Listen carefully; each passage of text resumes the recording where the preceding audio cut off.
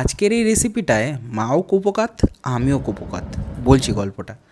শিলেবাটা মুরগি নামটা তো প্রত্যেকে শুনেছ। শুকনো লঙ্কা ফোড়ন, তার মধ্যে রসুন পেঁয়াজ ভালো করে সটে করে তার উপর থেকে নুন আর সেই শুকনো লঙ্কার যে ফোড়নটা দেওয়া ছিল শুকনো লঙ্কাটা ভালো করে ডলে নেওয়া হলো।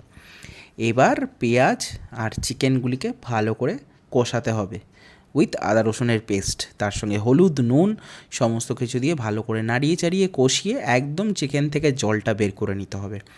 আর তারপরে চিকেনটাকে ভালো করে নাড়িয়ে কুক করে নিলে একদিকে কাঁচা লঙ্কা ওই বাটার মধ্যে আর একদিকে চিকেনের মধ্যে দিতে হবে। এইবার শিল নিতে হবে, তবে তার আগে চিকেনগুলিকে তুলে নিতে হবে। চিকেনগুলি তোলার পর একদম শিলের মধ্যে চিকেনগুলিকে দিয়ে দিতে হবে। আর তারপরে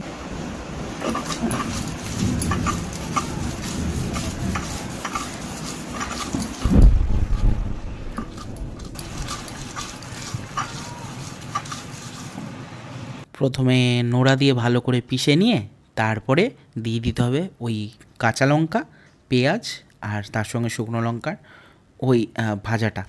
ওটাকে ভালো করে চিকেনের সঙ্গে মিক্স করে এখানে ওপর থেকে হালকা কাঁচা পেঁয়াজ আর ধনে পাতা ছড়িয়ে মা যেমন হাতে করে মেখেছিল। এটার কিন্তু একটা আলাদা স্বাদ, কারণ মায়ের হাতের ছোঁয়া রয়েছে। আর সত্যি কথা বলতে এটা একদম ডিফারেন্ট ছিল, সব কিছুর থেকে আলাদা।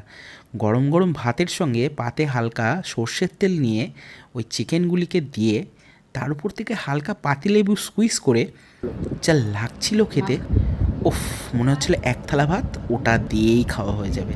সত্যি অনবদ্য। তোমরা ট্রাই করো, ভিডিওটা ভালো লাগলে শেয়ার করো সবার সঙ্গে। আশা করি ভিডিওটা ভালো